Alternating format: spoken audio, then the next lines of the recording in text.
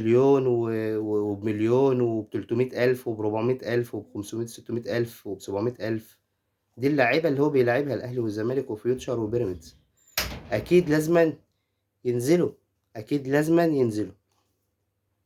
طبيعي إن مش هيتبقى فرق كتير في الدوري الممتاز اللي أنت بتتفرج عليه دلوقتي غير الأهلي والزمالك والشركات بقى كلها.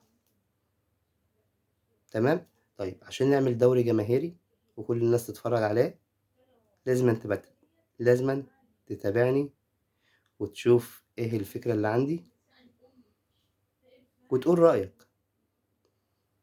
انا رأيي ان هي فكرة جميلة جدا، كل جمهور مصر هيتفرج عليها، حتى الجمهور اللي بره هيطلع عندك منتخبات، وهيطلع عندك لعيبة حقيقية فعلا تحترف، وهيطلع عندك فعلا منافسة شريفة جدا جدا جدا، لان كل مركز هياخد فلوس على قدر المركز اللي هو فيه. طيب احنا هنعمل الدوري الاولاني ده اللي هو حاجة و30 فريق، هيصفهم على 16 فريق او 18 فريق، هيبقى دوريين في السنة اللي بعدها، اللي هو هيبقى دوري ممتاز ودوري ممتاز به. الناس اللي هتنزل يبقى حاجة و30 فريق، يبقى هياخد ال16 او ال18 الاولانيين دولت اللي هيلعبوا دوري ممتاز.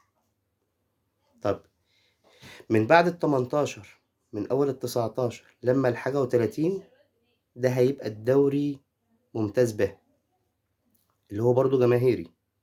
تمام.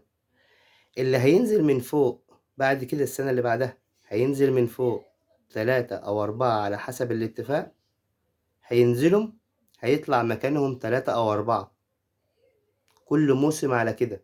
يبقى الوقت بيطلع دوري جماهيري وبينزل دوري جماهيري، مش بيطلع شركات وبينزل شركات، أو بينزل جماهيري وبيطلع شركات، لأ، كل المحافظات دي جماهيرية. هتخلي الدوري عندي في حتة تانية خالص، هتخلي نسبة المشاهدة في حتة تانية خالص، هتخلي كل الناس فعلا تدفع. تمام. طب الدوري اللي تحت السن هديك نبذة عنه. طب دوري الشركات هديك نبذة عنه. دوري الشركات هيبقى لوحده، كل الشركات ديت في دوري، وبرضه هيبقى فيه بس لعيبة منه هتتنقل للدوري الممتاز، والدوري الممتاز هياخد منه لعيبة على حسب الاستثمار بتاع الشركة. تمام. طيب علشان يبقى فيه تنافس، الدوري اللي تحت السن هديك نبذة عنه. اللي تحت السن ده عايز منه 5 لعيبة 16 سنة، 5 لعيبة 17 سنة، 5 لعيبة 18 سنة، 5 لعيبة 19 سنة، 5 لعيبة 20 سنة. ليه بقى؟ كل المنتخبات كده هتنقي من الأعمار دي. هيطلع عندي في جميع المنتخبات اللي قلت لحضرتك عليها منتخبات قوية جدا، لأن أنت بتنقي من الدوري الجماهيري، لأن نفس الفريق